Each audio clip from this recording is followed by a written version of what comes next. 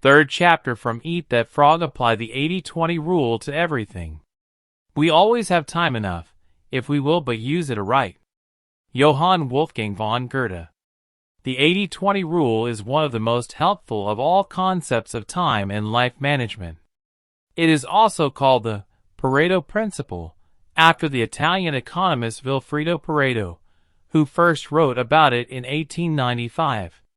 Pareto noticed that people in his society seemed to divide naturally into what he called the vital few, the top 20% in terms of money and influence, and the trivial many, the bottom 80%. He later discovered that virtually all economic active ity was subject to this principle as well. For example, this principle says that 20% of your activities will account for 80% of your results, 20% of your customers will account for 80% of your sales, 20% of your products or services will account for 80% of your profits, 20% of your tasks will account for 80% of the value of what you do, and so on.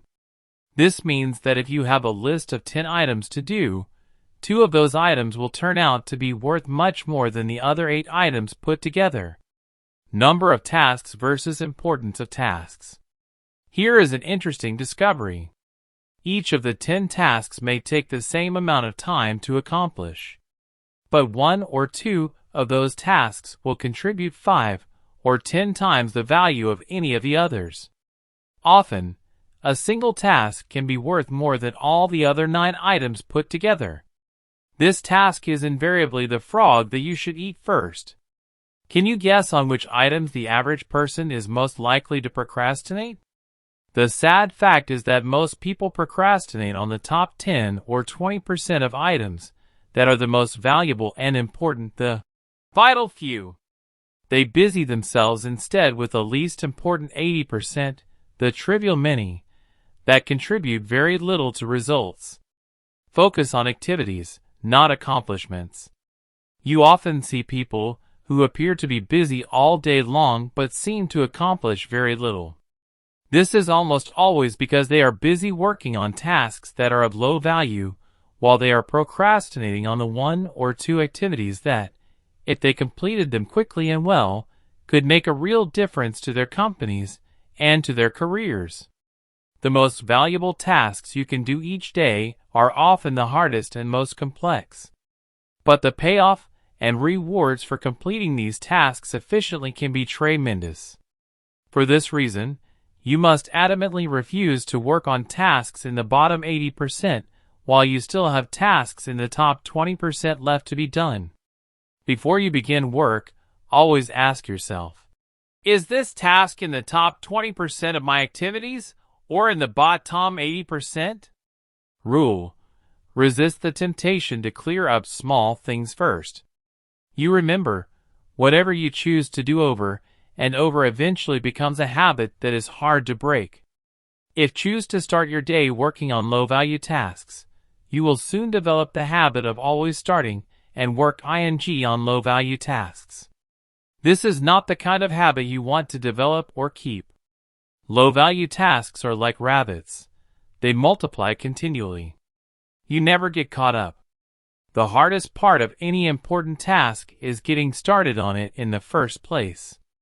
Once you actually begin work on a valuable task, you will be naturally motivated to continue. A part of your mind loves to be busy working on significant tasks that can really make a difference. Your job is to feed this part of your mind continually. Motivate yourself.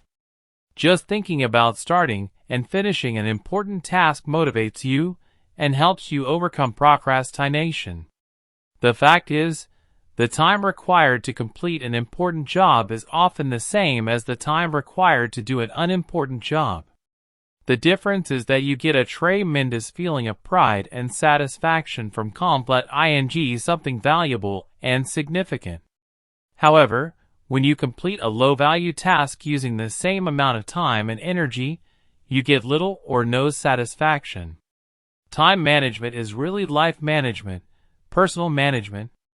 It is really taking control of the sequence of events. Time management is taking control over what you do next. and you are always free to choose the task that you will do next. Your ability to choose between the important and the unimportant is the key determinant of your success in life and work.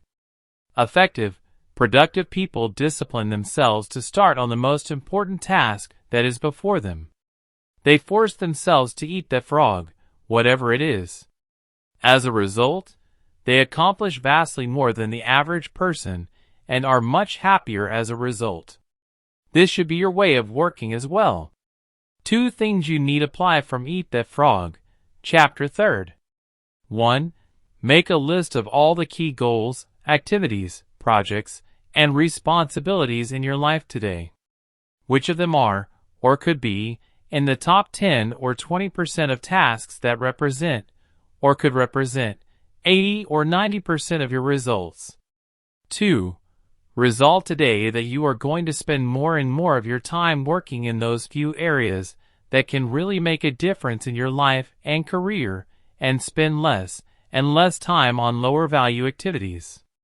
Thank you for listening. If you are interested in any other book, please let me know in the comments, so I can upload next time the book you like to listen.